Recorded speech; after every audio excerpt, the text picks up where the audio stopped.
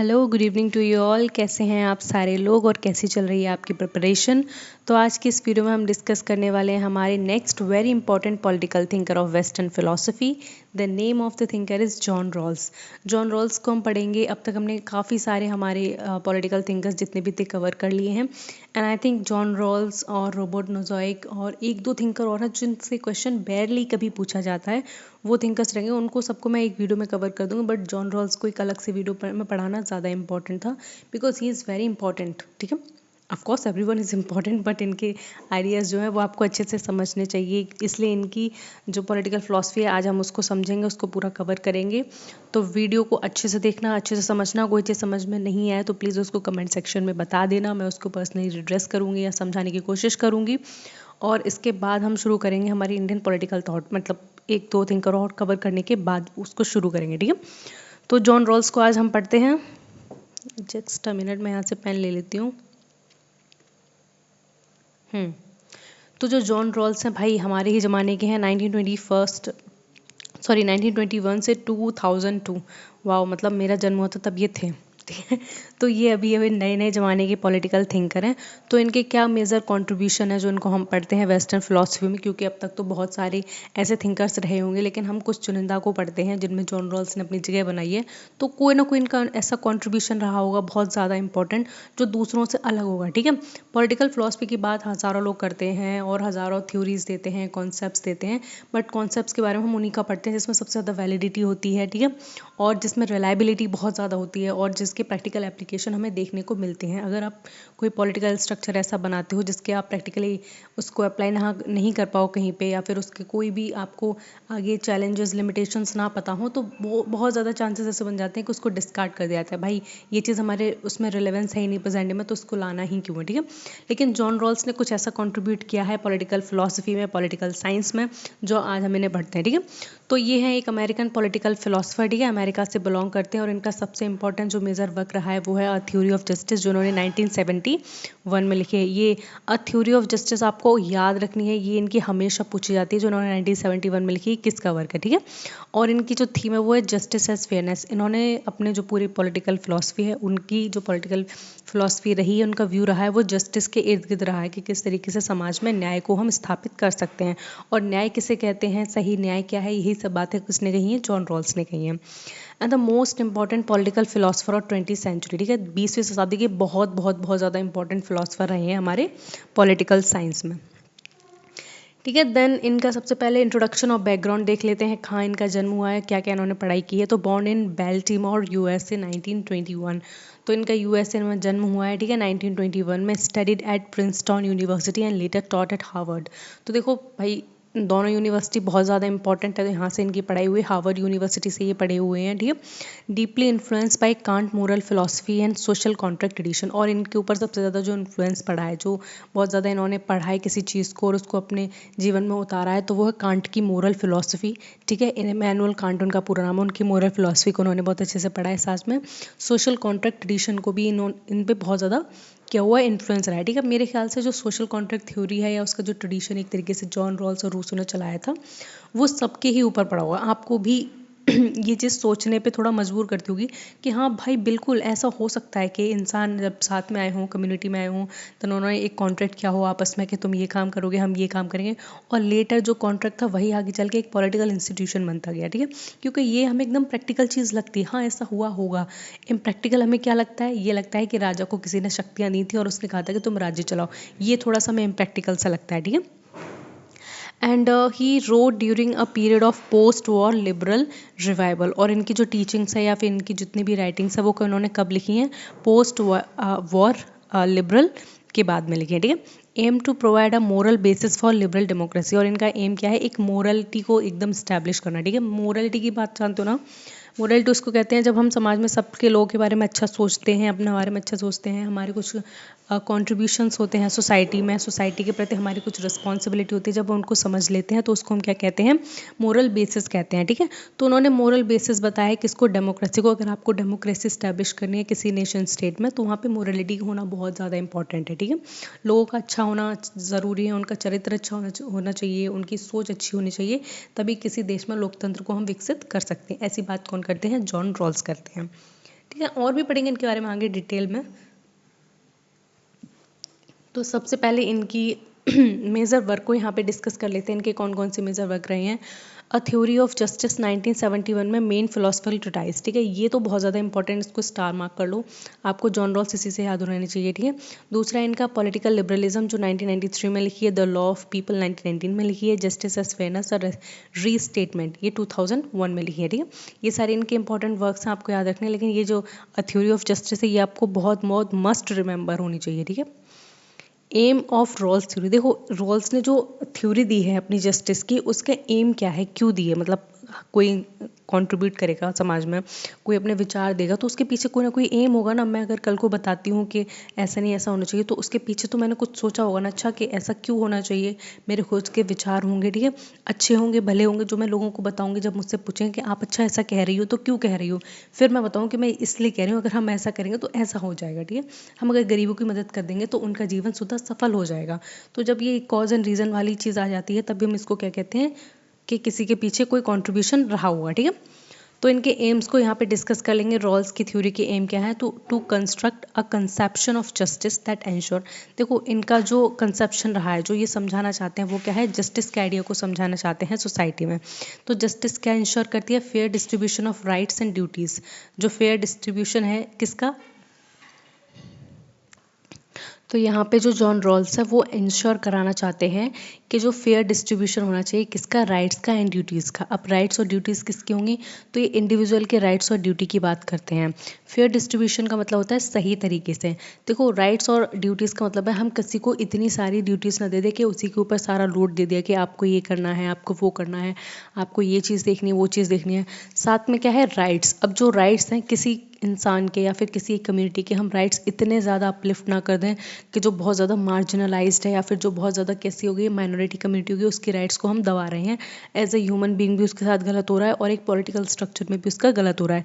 तो इनकी थ्योरी के हम बस एम समझ रहे हैं, एक ऐसी थ्योरी को स्टैब्लिश करना चाह रहे हैं ये, जहाँ पे सबके साथ कैसा हो, न्याय की बात हो, ठीक है, जिसके राइट्स भी इक्वल हो, जिसकी ड्यूटीज़ भी इक्वल हो। साथ में क्या है, equitable distribution of social and the economic advantages, और इक्विटेबल डिस्ट्रीब्यूशन हो। इक्विटेबल डिस्ट्रीब्यूशन का मतलब होता है कि जब समाज में मान लो एक एक घर ले लेते हैं, मैं छोटी सी स्टोरी बोलना चाह रही हूँ, एक घर ले लेते हैं। मान लो उस घर में दो बच्चे रहते हैं, एक बच्चा थोड़ा सा बीमार रहता है और दूसरा बच्चा स्वस्थ है। अगर एक मम्मी है, दोनों को एक एक गिलास दूध देती हैं, ठीक है, शाम के टाइम, तो जो बीमार बच्चा है अगर उसको कुछ दिन के लिए दोनों टाइम दूध मिल रहा है तो क्या जो बड़ा बच्चा है जो स्वस्थ है उसके साथ इनजस्टिस हो रही है, तो आप बोलोगे नहीं हो रही है इनजस्टिस। क्यों, क्योंकि अभी उसको उस दूध की ज़्यादा ज़रूरत है, ठीक है, उसकी बॉडी रिकवर करने के लिए उसको ज़्यादा ज़रूरत है, इसको इसलिए उसकी मम्मी उस पर क्या दे रही है, थोड़ा सा ज़्यादा ध्यान दे रही हैं। तो यही बात रॉल्स कहते हैं कि समाज में हर वर्ग एक दूसरे से अलग है, ठीक है। आप खुद देखते हो, आप सारे लोग जैसे तो नहीं हो, मे बी आप में से कुछ बहुत ज़्यादा रिच हो गए और कुछ मिडिल क्लास हो गए, लेकिन क्या है कि जब डिस्ट्रीब्यूशन की बारी आएगी तो ये देखा जाएगा जो बहुत ज़्यादा लोअर पोजीशन पे है, जो बिल्कुल ग्रास रूट लेवल पे, हम उसको थोड़ा ज़्यादा अपलिफ्ट करें, और जो रिच है उसको अपनी पोजीशन को खुद बरकरार रखने की भी उसमें क्या होनी चाहिए, थोड़ी सी एक तरीके से होता है सेंस ऑफ रिस्पॉन्सिबिलिटी होनी चाहिए। और आप तो उसके लिए कर ही रहे हैं, लेकिन आपको ज़्यादा किसके लिए करना चाहिए, जो बिल्कुल ही नीचे है, ठीक है। तो ये कौन बात कहता है, जॉन रॉल्स कहते हैं। और ये रिप्लेस करते हैं यूटिलिटेरियनिज्म को विद जस्टिस एंड फेयरनेस को।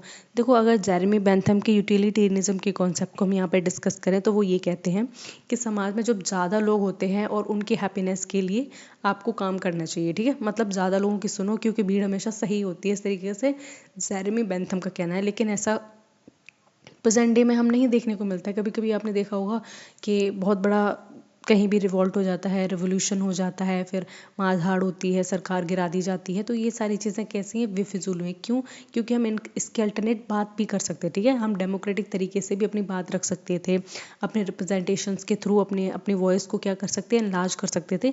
लेकिन क्या होता है, कभी कभी जो भीड़ होती है या फिर जो क्राउड होती है जिसको कहते हैं, वो गलत फैसले ले लेती है, ज़्यादातर गलत ही फैसले लेती है। क्योंकि आपने अभी अपने आसपास देखा होगा जितने भी कोप हुए हैं, मिलिट्री कोप हुए हैं, कितने भी हुए हैं, तो बहुत सारे लोग मारे गए हैं क्योंकि इस तरीके की चीज़ें होती ही रहती है, ठीक है। तो जो जॉन रॉल्स है वो सिंपल से ये कहते हैं कि जो तुम भीड़ तंत्र बता रहे हो या फिर यूटिलिटिज्म का तुम कॉन्सेप्ट दे रहे हो एक तरीके से, जिसमें कह रहे हो कि जितने ज़्यादा लोग हैं वो किसी एक बात पे एग्री कर रहे हो तो उस बात को मान लो, क्योंकि ज़्यादा लोग हैं तो वो सही होंगे और उससे क्या है, ज़्यादा लोगों को हम सेटिस्फाई भी कर रहे हैं। लेकिन ये कहते हैं जॉन रॉल्स कि ज़रूरी नहीं है कि ज़्यादा लोग हैं तो वो सही हों, क्योंकि ज़्यादा लोग और भीड़ भी कभी कभी गलत हो सकती है। तो आपको हमेशा वैसा काम करना चाहिए जिससे समाज में स्टैब्लिश हो क्या, जस्टिस, न्याय होना चाहिए। ये नहीं है कि अगर 4 लोग हैं और एक जगह 10 लोग हैं तो आपको 10 लोगों की बात नहीं माननी चाहिए। अगर 10 लोग गलत है तो आपको इनको बात पूरी तरीके से डिस्कार्ड कर देनी चाहिए कि नहीं तुम्हारी बात गलत है। लेकिन अगर वो 4 लोग सही बात कह रहे हैं तो आपको उनकी बात सुननी चाहिए, उनकी बात माननी चाहिए। ये बात कौन कह रहे हैं, जॉन रॉल्स कह रहे हैं, ठीक है। तो आपको खुद ही समझ में आ गया हो कि इनकी थ्योरी है, इनका कॉन्सेप्ट है, वो प्रेजेंट डे में इतना ज़्यादा इंपॉर्टेंट क्यों है, ठीक है। अब देखो यहाँ पर जो इनका सबसे ज़्यादा फेमस जो कॉन्सेप्ट है वो है जस्टिस का, ठीक है। न्याय का फेमस कॉन्सेप्ट है justice as fairness. Basic idea के बारे में बात करते हैं। इसमें कहते हैं society is a cooperative venture for mutual advantage. अब आपको ये स्टेटमेंट इनका याद रखना है क्योंकि ये पूछ लिया जाता है, ठीक है। स्टेटमेंट बेस्ड क्वेश्चन में कभी कभी अगर आपसे ये पूछ लिया जाएगा तो आपको पता होना चाहिए कि ये किसने कहा है। तो इनका मानना है कि जो समाज होता है वो एक तरीके से कोऑपरेटिव सोसाइटीज़ होती हैं जो क्या करती हैं, म्यूचुअल एडवांटेजेस के लिए एक साथ रहती हैं, ठीक है। अगर मान लो मैं हूँ मेरा नाम सारिका है, ठीक है। मैं सेल्फ सफिशिएंट हूँ, मुझे किसी की ज़रूरत नहीं है, मुझे अपने खाने के लिए ज़रूरत नहीं है किसी की, मुझे इलेक्ट्रिसिटी के लिए ज़रूरत नहीं है। तो अगर मुझे समाज से दूर भी रख दिया जाएगा तो मैं आराम से रह लूँगी, खा लूँगी, अपनी ज़िंदगी बिता लूँगी, ठीक है। लेकिन वहीं ये चीज़ें संभव नहीं हो सकती। क्यों? क्योंकि मुझे ना समाज में रहते हुए बहुत सारे लोगों से मिलना भी रहेगा, उनके साथ मेरे पर्सनल रिलेशनशिप भी होंगे, ठीक है। और जो हो सकता है कि जो चीज़ मैं स्टॉक लेकर गई हूँ अपने साथ अलग रहने के लिए कि मुझे अलग रहना है, वो अगर मेरा 1 महीने में ख़त्म हो जाए उसके बाद क्या होगा, फिर वापस से मुझे सोसाइटी में लौटना पड़ेगा, नहीं लौटना पड़ेगा। क्यों? क्योंकि मेरे पास सारे के सारे रिसोर्सेज कैसे हो गए हैं, ख़त्म हो गए हैं, ठीक है। तो यही चीज़ कौन कहते हैं, जॉन रॉल्स कहते हैं कि समाज में इंडिविजुअल्स को हमेशा समाज की ज़रूरत पड़ती ही रहती है, ठीक है। ठीक है, तो आपको ये वाला कॉन्सेप्ट इनका समझ में आ गया होगा, ठीक है। फिर ये कहते हैं justice should ensure fairness in the distribution of benefit and burdens. तो जो जस्टिस है वो क्या इंश्योर करनी चाहिए, फेयरनेस को इंश्योर करनी चाहिए जब हम डिस्ट्रीब्यूशन करें किसी भी बेनिफिट्स का या भी कोई भी बर्डन्स का, ठीक है। जस्टिस को ही इस्टेब्लिश करना है। अगर आप देखो जॉन रॉल्स को सबसे बेस्ट तरीके से समझोगे तो प्रेजेंट हमारी जो इंडिया है उसमें डेमोक्रेसी है, ठीक है। साथ में रिजर्वेशन की पॉलिसी है। अब आप बोलोगे कि रिजर्वेशन तो यार बहुत ख़राब है, मतलब कि जो बहुत ज़्यादा इंटेलेक्चुअल होते हैं, इंटेलिजेंट बच्चे होते हैं, उनको हमेशा उनके कम नंबर कम रह जाते हैं और जो रिजर्वेशन लेके आगे पहुंच जाते हैं बैकवर्ड क्लास के लोग। तो ऐसा कहना बिल्कुल भी गलत है। देखो कुछ कम्युनिटीज़ ऐसी हैं इंडिया में जिनका सदियों से बहुत ज़्यादा एक्सप्लॉइटेशन होता आ रहा है, ठीक है। जिसके बाप दादा दादा के दादा दादा के दादा ने भी कभी हाथ में किताब नहीं उठाई, ठीक है, कभी सर उठा के नहीं चल पाए वो, और उन्होंने बहुत बहुत ज़्यादा घिनौनी चीज़ें फेस किए हैं, ठीक है। आपने आगे इतिहास पढ़ा है, वैलिड सोर्सेज से पढ़ा है, इधर उधर से और भी सारे वर्क्स पढ़े हैं, तो आपको पता लगेगा कि किस तरीके से कुछ सेक्शन ऑफ सोसाइटी के साथ बहुत ज़्यादा अभद्रता की जाती थी, उनके साथ छुआछूत की जैसे प्रैक्टिस हो गई, उनको मारना पीटना और ये सारे काम होते थे। देखो आज के टाइम में मशीन्स वगैरह आ गई हैं, आप जितने घटिया से घटिया काम सोच सकते हो ना वो मैनुअली होते थे, मतलब हाथों से किए जाते थे। तो ये कौन करता था, इंसान करते थे। तो जो लोग ये हाथों से काम करते थे, चाहे माल उठाने का हो गया, चाहे ये जानवर मर जाते थे उनको शहर से बाहर फेंक के आने का हो गया, फिर उनके कभी कभी होता था बोन्स वगैरह कलेक्ट करने का। तो ये कुछ कम्युनिटीज़ काम किया करती, इसलिए उन्हें बहुत ज़्यादा पॉल्यूटेड माना जाता था, हमेशा उनको दूर रखा जाता था अपने से, उनकी शैडो को भी इम्प्योर माना जाता था। तो जब कॉन्स्टिट्यूशन इस्टेब्लिश हुआ तो बाबा भीमराव अंबेडकर हैं, उन्होंने ये प्रोविज़न रखा ही था कि जो इंसान है जो इस कम्युनिटी से बिलोंग करते हैं उनके लिए कुछ ना कुछ प्रिविलेजेस होने ही चाहिए, ताकि आगे चलकर वो भी क्या करें, कंपटीशन में आ सकें, समाज में इक्वल स्टेटस पा सकें, उनकी भी रिस्पेक्ट हो, ठीक है। तो उसी के चलते ये सब रिजर्वेशन की पॉलिसीज़ हैं। आपको कभी हेट नहीं करना चाहिए अगर आप बेसिकली देखो इन चीज़ों को, तो ठीक है। तो जो जस्टिस का जो आप आज प्रेजेंट डे आप आइडिया देखते हो कि कुछ लोग ऐसे हैं जो बहुत ज़्यादा पहले से बैकवर्ड रहे हैं और आज जाके उनकी सेम पोजीशन हमारे जैसे बनने की कोशिश हो रही है, ठीक है। अभी हुई नहीं है पूरी तरीके से, हो रही है कोशिश, क्योंकि कुछ ही लोग आगे बढ़ पाए, हर कोई आगे नहीं बढ़ पाया। अगर आप ट्राइब्स की बात करें वो भी अभी बहुत पिछड़े हुए हैं, ठीक है। तो ये क्या है, जस्टिस इंश्योर करता है। उन लोगों को सरकार ने या फिर जो हमारे संविधान है उसने थोड़ा ज़्यादा ऊंचा दर्जा दिया है हम लोगों के क्या करने में, इक्वल करने में, ठीक है। तो ये क्या है, यही जस्टिस का कॉन्सेप्ट है, इसीलिए हम जॉन रॉल्स को पढ़ते हैं, ठीक है। जॉन रॉल्स को पढ़ने के बाद ही ये आइडिया आए होंगे कॉन्स्टिट्यूशन मेकर्स में, पॉलिसी मेकर्स के अंदर कि हाँ हमें इस तरीके के आइडिया को इस्टेब्लिश करना चाहिए। तो जो जॉन रॉल्स हैं उनके जो फंडामेंटल आइडियाज़ हैं, दो फंडामेंटल आइडियाज़ है, वो क्या कहते हैं, एक ओरिजिनल पोजीशन और दूसरा है वेल ऑफ इग्नोरेंस। अब इनका जो ये जो दो कॉन्सेप्ट हैं, दो आइडियाज़ हैं, original position of well of ignorance का, ये समझना आपके लिए बहुत बहुत बहुत ज़्यादा इंपॉर्टेंट, ठीक है। तो देखो इसमें बताया गया सबसे ज़्यादा ओरिजिनल पोजीशन में उन्होंने बताया एक हाइपोथेटिकल सिचुएशन है जहाँ पे सारे जो इंडिविजुअल हैं वो रैशनल हैं, ठीक है, और वो अपने ही तरीके से वो जस्टिस को स्टैब्लिश करना चाहते हैं। अब देखो इसका मतलब क्या हो गया, ये सारे ह्यूमन बींग्स को बहुत अच्छा मान रहे हैं और कह रहे हैं कि सारे ह्यूमन बींग्स किस तरीके से रैशनैलिटी के साथ सोचते हैं, कोई सुपरस्टिशंस नहीं है, कुछ भी उल्टा सीधा नहीं सोचते हैं और अपने दिमाग से भला ही सोचते हैं दूसरों का, ठीक है। और वो कैसे हैं, वो फ्री हैं, इक्वल हैं और रैशनल है, सारे एक बराबर हैं, फ्री हैं और कैसे हैं, रैशनल हैं। और ये रिफ्लेक्ट करता है उनकी चॉइसेस को, ठीक है, और उनके फ्यूचर प्लेसेस को इन सोसाइटी में, ठीक है। ये इनकी कैसी है, ओरिजिनल पोजीशन है। अब देखो यहाँ पे मैं ना थोड़ा सा डायग्राम बना के आपको समझाऊंगी ताकि आपको बढ़िया तरीके से समझ में आए, ठीक है। देखो यहाँ पे मान लो ये मैंने यहाँ पे एक वो लगा दी, एक पार्टीशन लगा दिया, ठीक है। इसको मैंने बोल दिया वेल ऑफ इग्नोरेंस, इसका नाम मैंने वेल ऑफ इग्नोरेंस रख दिया, ठीक है। यहाँ पर क्या है, कुछ लोग बना दिए हैं, ठीक है। ये लोग बना दिए मैंने, यहाँ पे चिंटू बना दिया, यहाँ चिंटी बना दी, ठीक है। इसके बारे में ड्राइंग बहुत ख़राब है। यहाँ पे मैंने कुछ बुजुर्ग लोग बना दिए, उनकी कमर थोड़ी सी वैसी है, टेढ़ी, ठीक है, इनकी कमर थोड़ी सी टेढ़ी है, डंडा पकड़ के चल रहे हैं ये। और यहाँ पे मैंने कुछ हैंडीकैप जो लोग होते हैं वो यहाँ पे बैठे हुए हैं, ठीक है। ये इनकी मोटरसाइकिल है, उस पर बैठे हुए हैं, ठीक है। ये समाज में लोग बना दिए, ठीक है। और फिर मैंने क्या किया, इन सबके हाथों में एक एक कॉपी पेंसिल पकड़ा दी, सारे लोगों के हाथों में एक एक कॉपी पेंसिल पकड़ा दी। और मैंने इनसे बोला सारे लोगों से, क्योंकि ये सारे लोग होशियार हैं, पढ़े लिखे हैं, रैशनल हैं, अच्छा सोचते हैं, अनपढ़ तो है नहीं कोई भी। फिर मैंने ये बोला इनसे कि आप अपने दिमाग से ऐसे समाज को वर्णन कीजिए अपने हिसाब से जो एकदम जस्टिस को इंश्योर करता हो, ठीक है। तो ये कहेंगे कि जस्टिस को इंश्योर करता हो कि ऐसी क्या चीज़ है। मैंने कहा तुम बस एक ऐसा समाज बनाओ अपने सोच से, अपनी समझ से, जो आपकी नज़रों में बिल्कुल सही हो। तो उन्होंने सारे लोगों कहा हाँ बिल्कुल, हम तो ये काम कर सकते हैं, हम पढ़े लिखे हैं, हम फ्री हैं, हम इक्वल हैं और हम तो ऐसा बना सकते हैं। उन्होंने ठीक है। फिर उन लोगों ने पूछा कि ये बताओ कि हमारी पोजीशन क्या होगी उस समाज में। तो वो कहते हैं हमारी पोजीशन नहीं, आपको आपकी पोजीशन नहीं बताई जाएगी, क्योंकि अगर आपको एक बार आपकी पोजीशन बता दी गई तो आप क्या करोगे, सारे के सारे राइट्स ना अपनी तरफ खींच ले जाओगे। इसलिए आपको आपकी पोजीशन नहीं पता है, बस आप एक जस्ट सोसाइटी को क्या कर रहे हो, ड्रॉ कर रहे हो और उसके बारे में लिख रहे हो, उसका स्ट्रक्चर बना रहे हो।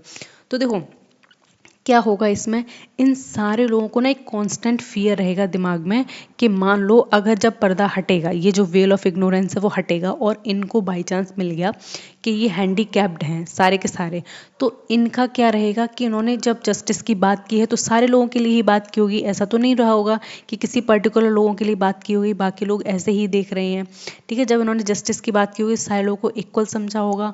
तो ये क्या है, इसी तरीके से जब ये देखेंगे कि इनकी पोजीशन एक जस्ट सोसाइटी में वैसी ही रहेगी जिस तरीके से ये चाहते हैं। समझ में आ गया यहाँ पे। अगर मैंने इन्हें पहले ही बता दिया होता कि जिस समाज में ये अपने आप को लिखने वाले हैं या जिस समाज को ये एकदम फेयर सोसाइटी कह रहे हैं उसमें ये स्टूडेंट है, तो मोस्ट प्रोबेबली हो सकता है जितने भी स्टूडेंट से मैंने ये सोसाइटी ड्रॉ करवाई है वो ये बोल देंगे कि हमें स्कूल में फ़ोन अलाउ होना चाहिए, हमें स्कूल में बहुत सारी पार्टीज़ अलाउ होनी चाहिए, ये होनी चाहिए, ठीक है। अगर मैं बता देती कि सोसाइटी में तुम्हारी पोजीशन एक ओल्ड पीपल की है, ठीक है, तो हो सकता है जब तुम ओल्ड पीपल अपने नोटबुक पे सोसाइटी के बारे में लिख रहे हो तो वहाँ पे तुम लोग लिख देते कि जितने भी ओल्ड पीपल हैं उस समाज में उन सबके पास बहुत सारी पेंशन होनी चाहिए, भर भर के पेंशन होनी चाहिए, उनके पास बड़ा घर होना चाहिए, उनके पास 10 नौकर होने चाहिए क्योंकि वो खाना नहीं बना सकते, वो अपना काम नहीं कर सकते, सरकार को उनके पास जब तब आते रहना चाहिए। तो तुम लोग ये अपने फेवर में लिख सकते थे अगर तुम्हें ये पता होता कि समाज में तुम्हारी पोजीशन ये है। लेकिन जब तुम्हें पता ही नहीं कि समाज में तुम्हारी पोजीशन क्या है तो तुम्हारे दिमाग में ना एक कांस्टेंट फियर रहेगा, अरे यार अगर मैंने स्टूडेंट्स के राइट्स कम कर दिए तो क्या पता मैं ही स्टूडेंट निकल गया तो मैं स्टूडेंट को ना बराबर राइट्स दूंगा। अगर मान लो कि डॉक्टर्स जो रह रहे हैं समाज में, सोसाइटी में, अगर आपने डॉक्टर्स के राइट्स को कम कर दिया तो आपके दिमाग में रहेगा यार कहीं मैं ही डॉक्टर निकला तो मैं डॉक्टर के राइट्स भी कम दूंगा। तो इस तरीके से जो इनका वेल ऑफ इग्नोरेंस का है वो यही सिंपल सा आइडिया है। उनका मानना है कि ओरिजिनल पोजीशन में सारे लोग एक हाइपोथेटिकल स्टेट में रहते हैं जहाँ पे फ्री हैं, रैशनल विल से सोचते हैं, लेकिन जब वेल ऑफ इग्नोरेंस उनके अंदर आ जाता है देन वो और भी अच्छे तरीके से जस्टिस एंड फेयरनेस का कॉन्सेप्ट को स्टैब्लिश कर सकते हैं, ठीक है। एंड पीपल, तो यहाँ पे वेल ऑफ इग्नोरेंस का हम थोड़ा सा और समझ लेंगे। People choose principle without knowing their class, gender, race, intelligence और वेल्थ। तो यहाँ पे लोग क्या कर रहे हैं, अपनी पोजीशन को चूज कर रहे हैं बिना ये जाने कि उनके वो किस क्लास से बिलोंग करते हैं, किस जेंडर में उनका जन्म हुआ है, ठीक है, कितने इंटेलिजेंट है और उनके पास पैसा है या पैसा नहीं है। जब उन्हें ये चीज़ें कुछ नहीं पता होंगी तो सारे लोगों के लिए क्या करेंगे, अच्छी अच्छी बातें लिखेंगे, एक जस्ट सोसाइटी बनाने की वो सारे लोग क्या करेंगे, कोशिश करेंगे। And it ensure impartiality and fairness, और इसी से क्या होगा, इम्पार्शलिटी आएगी और फेयरनेस भी आएगी।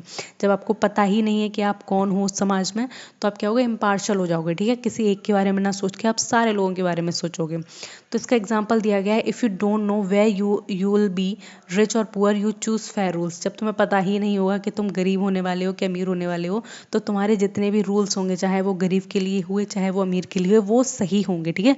तुम्हारी विवेक की शक्ति से जो तुमने सोचा है वो बिल्कुल भी सही बैठेंगे, ठीक है। तो यहाँ पे टू प्रिंसिपल ऑफ जस्टिस की बात करते हैं, जिसमें पहला प्रिंसिपल है प्रिंसिपल ऑफ इक्वल लिबर्टी। ये इक्वल लिबर्टी की बात करते हैं, जिसमें ये कहते हैं कि each person has an equal right to the most extensive basic liberties compatible with the similar liberties for the others. तो उनका मानना है कि जितने भी ह्यूमन बींग्स हैं इस सोसाइटी में, इस धरती में, उन सबके पास इक्वल लिबर्टी होनी चाहिए, ठीक है, इक्वल राइट्स होने चाहिए, जो कि बहुत ज़्यादा बेसिक हैं, ठीक है, इतने बेसिक हैं कि आप सब लोगों को वो लिबर्टीज, सब लोगों को वो राइट्स दे सकते हो। अब देखो, जो लिबर्टी की मैंने बात की, आप लिबर्टी ऑफ एक्सप्रेशन दे सकते हो सबको, ठीक है, आप सारे लोगों से बोल सकते हो, आपका जो मन करे आप वो लिख सकते हो, वो बुक्स निकाल सकते हो, वो पैम्पलेट्स बना सकते हो, कुछ भी स्पीच दे सकते हो, अनलेस वो हेटेड स्पीच ना हो, ठीक है। तो ये लिबर्टी आपने सबको दे दी, सबको एक्सटेंड कर दी कि आप हेट स्पीच छोड़ के सारी की सारी अपने राइट टू स्पीच का यूज़ कर सकते हो और मस्त समाज में रह सकते हो, ठीक है, ये बढ़िया, ठीक है। दूसरा ये प्रिंसिपल की बात करते हैं, वो है डिफरेंस प्रिंसिपल। डिफरेंस प्रिंसिपल में ये कहते हैं, inequalities are justifies only if they benefit the least advantage member of society. इनका कहना है कि अगर समाज में सोसाइटी में अगर असमानता है, ठीक है, भेदभाव है, तो वो भेदभाव सही है अगर आप बहुत ज़्यादा लीस्ट एडवांटेज सोसाइटी के लिए बात कर रहे हो या उनके हक के लिए बात कर रहे हो, ठीक है। अब यहाँ पे सिंपल सा वही एग्जांपल उठा लेते हैं, जो मम्मी है वो दूध दे रही है, एक बीमार बच्चा है उसको दोनों टाइम, और जो भी स्वस्थ है बच्चा उसको एक टाइम। तो उस बीमार बच्चे को तब तक दूध देंगे दोनों टाइम जब तक वो कैसा नहीं हो जाएगा, वो दोबारा से स्वस्थ नहीं हो जाएगा। क्यों? क्योंकि अभी उसको ज़रूरत है, ठीक है, उसकी बॉडी को ज़्यादा प्रोटीन चाहिए, कैल्शियम चाहिए, क्यों, वो बीमार है। और जो पहले से ही स्वस्थ है उसको अगर कम भी देंगे, ठीक है, उसको एक दो दिन ना भी देंगी तो भी चलेगा, ठीक है। तो ये डिफरेंस प्रिंसिपल भी आपको पता होना चाहिए कि इनका जो डिफरेंस प्रिंसिपल है वो क्या है। यहाँ पे हाँ, यहाँ पे थोड़ा सा कंपैरिजन भी समझ लेंगे जॉन रॉल्स का और दूसरा यूटिलिटेरियनिज्म का, ठीक है। तो जो यहाँ पे सबसे पहले एस्पेक्ट देखेंगे, रॉल्स के व्यूज़ को देखेंगे, देन यूटिलिटेरिज्म के कॉन्सेप्ट देखेंगे कि वो इससे क्या कॉन्ट्रडिक्टरी व्यू बताता है अपना, ठीक है। तो देखो, सबसे पहले इनका बेसिस क्या रहा है, तो रॉल्स का बेसिस रहा है फेयरनेस होनी चाहिए। फेयरनेस का सिंपल सा मतलब है सही तरीका होना चाहिए, जस्ट सोसाइटी होनी चाहिए। फेयरनेस का मतलब है तुम अगर एक चमचा इससे दे रहे हो दूध, तो दूसरा चमचा भी उसको दो, ठीक है। लेकिन आप ये काम तब कर सकते हो अगर वो जो दूसरा वाला है वो पतला है, किसी बीमारी से ग्रस्त है, तो उसको 2 चमचे दूध पकड़ा दे सकते हो, ठीक है। लेकिन वैसे क्या होना चाहिए, वैसे हमेशा फेयरनेस ही होनी चाहिए। आप जेंडर पे, रेस पे, कास्ट पे, एथनिसिटी पे किसी पर भी भेदभाव मत करो, सब लोगों को एकदम इक्वल लिबर्टी तो आप प्रोवाइड करो ही करो, ठीक है। तो ये क्या कहते हैं, रॉल्स कहते हैं फेयरनेस होनी चाहिए। लेकिन वहीं यूटिलिटेरिज्म वाले कहते हैं फेयरनेस वगैरह कुछ नहीं होता है। जहाँ ज़्यादा लोगों की हैप्पीनेस छुपी हुई है, जहाँ ज़्यादा से ज़्यादा लोग किसी चीज़ पे, किसी मत पर एग्री हो रहे हैं, आप उसको ही मानो, ठीक है। अगर जैसे कि कम लोग हैं, उन वो सही भी कह रहे हैं, तो तुम उस चीज़ को मत मानो। क्यों? क्योंकि आप ज़्यादा लोगों की सुनो, उस ज़्यादा लोगों से ज़्यादा लोगों को भला हो रहा है। इनका फोकस एरिया किस पे रहा है, तो इनका जो जॉन रॉल्स है उनका जस्टिस पे रहा है, बस उनको जस्टिस ही इस्टेब्लिश करनी है। वहीं यूटिलिटेरिज्म वालों का क्या है, यूटिलिटी, उनको यूटिलिटी देखनी है, कितने लोगों को फ़ायदा हो रहा है उस चीज़ से, ठीक है। इनको ये नहीं देखना है क्वालिटी क्या है, इनकी क्वांटिटी पे ज़्यादा ध्यान देते हैं, कितने क्वांटिटी में लोग खुश हो रहे हैं, कितने क्वांटिटी में लोग बहुत ज़्यादा सेटिस्फाई हो रहे हैं, उस काम को किया जाए, ना कि खुश होने वाला काम किया जाए। इंडिविजुअल देखते हैं इसमें, इंडिविजुअल को कौन प्रायोरिटी दे रहा है, कौन नहीं दे रहा है। तो प्रायोरिटी ऑफ इंडिविजुअल राइट, ये कहते हैं इंडिविजुअल राइट्स को प्रायोरिटी दे रहे हैं।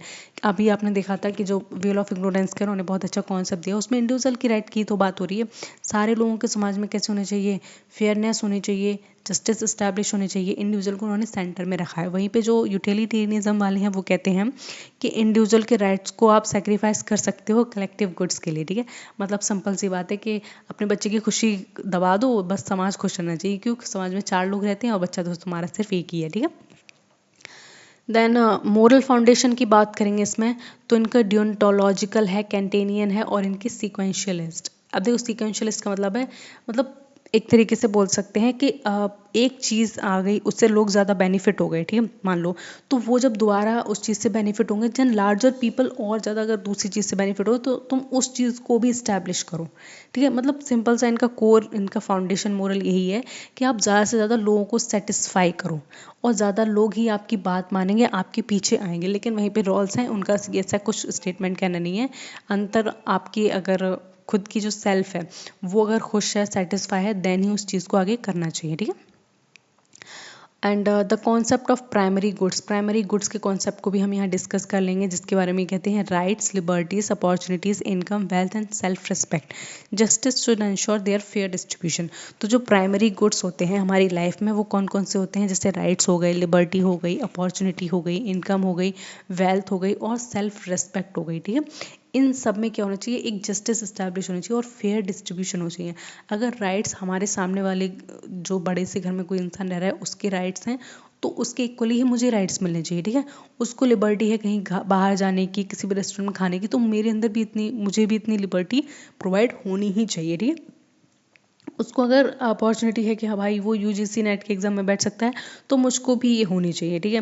अगर उसकी इनकम को, वो अगर 4 पैसे ज़्यादा कमा रहा है, देन मुझे भी ये राइट होना चाहिए कि मैं भी अपनी इनकम को डबल कर सकती हूँ अपनी मेहनत से, वैसे, ठीक है। तो ये प्राइमरी गुड का इनका बहुत अच्छा कॉन्सेप्ट दिया गया है, ठीक है। एंड पॉलिटिकल लिबरलिज्म जो उन्होंने बुक लिखी है 1993 में, उसमें ये क्या आइडियाज़ देखते हैं, वो क्या आइडियाज़ उन्होंने स्टैब्लिश करने की कोशिश की है वो देखेंगे। He addresses the pluralism in modern society and argue for an overlapping consensus way people with different moral believes agree on basic political principles. तो देखो यहाँ पे जो पॉलिटिकल लिबरलिज्म की बात करते हैं, तो ये कहते हैं कि जब बहुत सारे लोग अलग अलग बिलीफ के साथ आते हैं, ठीक है, लेकिन उनके अगर बिलीफ ऐसे हैं, मोरल बिलीफ सेम है और एक दूसरे पे एग्री करते हैं, देन वो होने चाहिए, किस तरीके से एप्लीकेबल होने चाहिए, ठीक है। मतलब ओवरलैपिंग कंसेंसस का सिंपल सा मतलब है, आप मेरे पास आए, 4 लोग मेरे पास और आए, हम सबके आइडियाज़ थोड़े डिफरेंट थे, लेकिन जब हमने बात की, अपने अपने आइडियाज़ रखे, ठीक है, और हम सब उन आइडियाज़ पे एग्री हो गए, ठीक है, मैंने, मेरा आइडिया अच्छा लगा, ठीक है, मैंने अपने आइडिया में थोड़ा सा आइडिया आपका भी मिला लिया, थोड़ा सा आइडिया चौथे लोग का मिला लिया, 5 लोगों ने, तो फिर उन सब के आइडिया को मिला के जो आइडिया निकला या फिर जो मैंने ट्रिक निकाली वो अगर बेस्ट है और वो अगर उस पर सारे लोग एग्री कर रहे हैं, देन वही क्या होना चाहिए, वही इस्टेब्लिश होनी चाहिए। इसको इन्होंने किस में बताया, पॉलिटिकल लिबरलिज्म में बताया है, ठीक है। नेक्स्ट हम इसमें देखेंगे द लॉ ऑफ पीपल, जो उन्होंने 1999 में लिखी है, उसको भी यहाँ पे हम डिस्कस करेंगे। उसमें उन्होंने क्या इंपॉर्टेंट कॉन्सेप्ट दिया है, उसको पढ़ना हमारे लिए बहुत इंपॉर्टेंट है। यहाँ पे उनके जो जॉन रॉल्स हैं, उनकी जो the law of people book है जो उन्होंने 1999 में लिखी है, उसमें इनके क्या कंट्रीब्यूशन है वो भी यहाँ पे हम डिस्कस कर लेंगे, ठीक है। He extend theory of justice to international relations, तो इनकी जो थ्योरी ऑफ जस्टिस है जिसमें फेयर डिस्ट्रीब्यूशन की बात करते हैं, तो उनको उन्होंने और ज़्यादा थोड़ा एक्सटेंड कर दिया, इंटरनेशनल रिलेशंस तक पहुँचा दिया, ठीक है। इनका मानना है कि सिर्फ एक सोसाइटी में नहीं, एक नेशन में नहीं, पूरा इंटरनेशनली इनकी कॉन्सेप्ट को अप्लाई करना चाहिए, जिसमें ये एडवोकेट करते हैं ह्यूमन राइट्स को, ठीक है। ह्यूमन राइट्स की बात होनी चाहिए, पीस की बात होनी चाहिए, कॉपरेशन की बात होनी चाहिए अमंग नेशन, जितने भी नेशन स्टेट हैं उनके बीच में ह्यूमन राइट्स को हम सस्टेन करें, हम पीस की बात करें, कॉपरेशन की बात करें आपस में, और इसी तरीके से हमें इन सब चीज़ों को एक्सटेंड करना चाहिए, ठीक है, इंटरनेशनली। अब हम आ जाते हैं क्रिटिसिज्म पे, ठीक है। ऑफ कोर्स इनका भी क्रिटिसाइज होगा, सबका होता है। तो इनका देखो क्रिटिसिज्म क्या है, टू आइडियलिस्टिक एंड एब्स्ट्रैक्ट, इनका जो जो इन्हें क्रिटिसाइज करते हैं मेनली इनके साथ वाले होंगे, पक्का बात है। मतलब सोचो तुम कोई बढ़िया सा कॉन्सेप्ट दे रहे हो, तुम्हारे साथ वाले आके तुम्हें क्रिटिसाइज कर दे, कितना बुरा लगता होगा, लेकिन कोई बात नहीं। तो इनके जो क्रिटिक हैं वो कहते हैं कि बहुत ज़्यादा आइडियलिस्टिक कर दिया तुमने भाई, ये एब्स्ट्रैक्ट कर दिया एकदम से, ये तो नहीं हो पाएगा। तुम अगर कह रहे हो कि ह्यूमन बींग्स इतने अच्छे हैं कि अपने राइट्स छोड़ देंगे for the sake of society और the well being of others और the disadvantage people of the society, तो ऐसा बिल्कुल नहीं होगा। अगर आपसे बोला जाए हम ह्यूमन बींग्स इतने सेल्फिश हैं, इसमें कोई दो राह ही नहीं है। अगर किसी से बोला जाए कि तुम्हारे पास 3 रोटियां और तुम्हारी एपेटाइट है सिर्फ 2 खाने की, तो तुम ना एक रोटी ना दूसरों को देने की बजाय ना उसको ना स्टोर कर लोगे कि नहीं यार मैं बाद में खा लूँगा, बट मैं इसको दे नहीं पाऊँगा। ये हैं हम लोग, ठीक है। तो वही वो कहते हैं जो इसे क्रिटिसाइज़ करते हैं कि तुमने ह्यूमन नेचर को बहुत ज़्यादा आइडियलिस्टिक बता दिया कि वो इतना सब करेगी, ठीक है।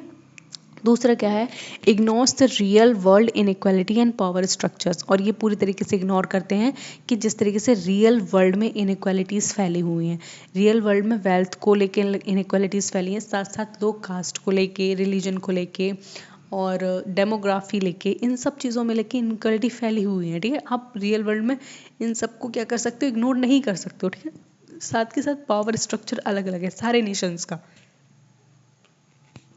अगर मैं यहाँ पे बात करूँ, जो लीबिया है, सीरिया है, जॉर्डन है, इन कंट्रीज़ में बहुत ज़्यादा टेररिज्म फैला हुआ है। ठीक है, ये तुम्हें लगता है इंटरनेशनल एक टेबल्स पे आएंगी और बात करेंगी पीस की, कॉपरेशन की, ह्यूमन राइट्स की, भाई बहुत रिजिड हैं ये लोग, उड़ा के फेंक देते हैं एकदम से। नहीं है, तो ये कहते हैं कि पावर स्ट्रक्चर है सारे नेशंस का अलग अलग है, ये बहुत ज़्यादा इम्प्रैक्टिकल है, बिल्कुल नहीं हो पाएगा। मार्क्सिस्ट वाले कहते हैं justice can not exist without eliminating class exploitation. तो इनका मानना है कि जस्टिस तब तक हम इस्टेब्लिश नहीं कर सकते, न्याय एक समाज में तब तक नहीं ला सकते जब तक क्लास का एक्सप्लॉयटेशन ख़त्म नहीं होगा, जब तक जो कैपिटलिस्ट सोसाइटी है वो बुर्जुआसिस सोसाइटी को या फिर जो वर्किंग क्लास को जब तक उसका एक्सप्लॉयटेशन ख़त्म नहीं करेगी, कम्युनिज्म इस्टेब्लिश नहीं होगा, तब तक ऐसा होता रहेगा। ठीक है, फेमिनिस्ट वाले भी निकल कर आते हैं, वो कहते हैं ओवरलुक जेंडर बेस्ड इनइक्वालिटी। ये कहते हैं कि इन्होंने जो इनइक्वालिटीज़ के बारे में बात कही है वो सिर्फ और सिर्फ किसको बताई है, जेंडर बेस्ड कर दिया है। ठीक है, उन्होंने बोला है कि इनइक्वालिटी लोगों में फैली हुई है, इन्होंने वीमेंस की बात तो की ही नहीं है। ठीक है, वीमेंस की कंडीशंस तो और भी बुरी हैं, उनके लिए तो और अच्छा करना चाहिए, लेकिन ऐसी कोई ये बात करते नहीं है, तो ये भी भाई इनसे खफा है बिल्कुल। And the communitarians like Sandel MacIntyre, पता नहीं क्या लिखा है, over emphasize individual autonomy over community values. इनका मानना है कि जो कम्युनिटेरियन थिंकर्स हैं, जो कम्युनिटी की बात करते हैं, मेनली सोसाइटी की बात करते हैं, वो कहते हैं कि उन्होंने बहुत ज़्यादा एम्फोसाइज कर दिया है इंडिविजुअल पे, कि लोगों को कॉर्नर में रख के, सॉरी सेंटर में रख के सारी के समाज को ये करना चाहिए, वो करना चाहिए, ह्यूमन राइट्स का ख्याल रखें, वो करें, ये करें। तो जब भी अगर ह्यूमन राइट्स की बात आई तो उसका क्रिटिसिज्म ये कम्युनिटेरियन वाले सबसे पहले करेंगे कि तुम ह्यूमन को इतना ज़्यादा बड़ा चढ़ा मत दो, उसको इतना राइट्स मत दो कि वो अपनी ड्यूटीज़ भूल जाए। ठीक है, उसकी कुछ रिस्पॉन्सिबिलिटीज़ हैं अपनी फैमिली के लिए, अपनी क्लेन के लिए, अपने समाज के लिए, तो वो सब चीज़ें नहीं भूलनी चाहिए। ठीक है, ये बातें करते हैं। नेक्स्ट हम देखेंगे इन्फ्लुएंस और लेगेसी को भी हम डिस्कस कर लेंगे, revival social contract theory of 20th century. तो देखो, इन्होंने 20वीं शताब्दी में एक तरीके से सोशल कॉन्ट्रैक्ट थ्योरी को क्या किया है, रिवाइव किया है। जिस तरीके से सोशल कॉन्ट्रैक्ट थ्योरी 16 सेंचुरी में निकली थी, उन्होंने 20th सेंचुरी में क्या किया, उसका रिवाइवल कर दिया कि समाज में सारे लोग एक म्यूचुअल एडवांटेज के लिए साथ में आए हैं। ठीक है, एक दूसरे से एडवांटेज उठा रहे हैं, इसलिए साथ रह रहे हैं, वरना सब एक दूसरे को लात मार के भाग जाएं अगर किसी से काम ना पड़े तो। Inspired welfare liberalism and the theory of distributive justice, और इन्होंने क्या किया है, इंस्पायर किया है पूरी दुनिया को, किसके लिए, वेलफेयर लिबरलिज्म के लिए। ठीक है, आप लिबरल करो लोगों को, लेकिन इसलिए करो ताकि उनका वेलफेयर हो सके। ठीक है, स्टेट को वेलफेयर पॉलिसीज अपनानी चाहिए जो डिसएडवांटेज सेक्शन ऑफ सोसाइटी, और प्रेजेंट ये है जॉन रॉल्स की थ्योरी का आप प्रैक्टिकल एप्लीकेशन देखोगे हर जगह है, पूरे दुनिया भर में है, जहाँ जहाँ देश हैं वो, ऐसा तो नहीं कि सारे देश ने अपनी जनता को ऐसे ही छोड़ रखा है, जो गरीब है उनके लिए काम कर रही हैं, सरकार बहुत करती है, हेल्थ केयर करती है और उनके लिए अपॉर्चुनिटीज़ निकालती है, उनको रिजर्वेशन देती है सीट्स में, ओल्ड पीपल के लिए करती है। तो बिल्कुल सही है, जो जॉन रॉल्स ने कहा है वो चीज़ें तो एप्लीकेबल हो रही है ना, तो इनका रिलेवेंस है, बिल्कुल है। And the strong influence on political thinkers like Amartya Sen, Ronald Dworkin and the Martin Nussbaum. तो इनका जो बहुत बड़ा इन्फ्लुएंस है ये सारे पॉलिटिकल थिंकर्स पे पड़ा है। ठीक है, इनके की नोट्स को पढ़ लेंगे। ठीक है, ये थोड़ा सा देख लेना, इंपॉर्टेंट है। Justice is the first virtue of civil society और द सिविल और द सोशल इंस्टीट्यूशन। ठीक है, एक्चुअल में सिविल सोसाइटी ही यहाँ पे वर्ड है, यहाँ पे सोशल इंस्टीट्यूशन को रिप्लेस कर दिया गया है। तो इनका मानना है कि एक सही और सभ्य समाज वही हो सकता है जहाँ पर क्या हो, न्याय हो, and each person possess inviolability foundation on justice. और उनका मानना है कि जितने भी ह्यूमन बींग्स हैं वो अंदर से बहुत अच्छे होते हैं, सारे लोग जस्टिस को स्टैब्लिश करना चाहते हैं। That even the welfare of society as a whole can not override and the fairness means being impartial to our own advantages. ठीक है, तो इनके कुछ स्टेटमेंट है, आप उनको देख लेना, पूछे नहीं जाएंगे, सिर्फ स्टेटमेंट दिया होगा, किसका स्टेटमेंट है, 4 ऑप्शन दिए होंगे, बस एक को क्लिक करना है आँख बंद करके और बस पेपर खत्म, क्लियर क्लियर है। चलो बढ़िया है, तो फिर जॉन रॉल्स को हमने यहाँ पे ख़त्म कर लिया है। ऑलमोस्ट हमारा वेस्टर्न पॉलिटिकल थिंकर हो गए हैं, 1-2 थिंकर और रह गए, उनसे क्वेश्चन कभी पूछे नहीं जाते हैं, और पूछे भी जाते हैं तो उनको मैं एक वीडियो में कवर कर दूंगी और वो भी पूरी तरीके से कंप्लीट खत्म हो जाएंगे। ठीक है, कल से हम पढ़ेंगे इंडियन पॉलिटिकल थॉट, जिसमें हम कौटिल्य को, धर्मशास्त्र को, इन सबको उठाएंगे और एक एक करके सबको फिनिश कर डालेंगे एक वीक के अंदर।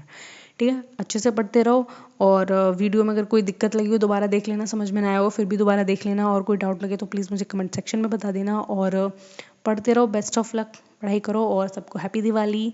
कल हैप्पी दिवाली है, ठीक है, चैनल को सब्सक्राइब कर लेना और ख्याल रखना अपना। बाय।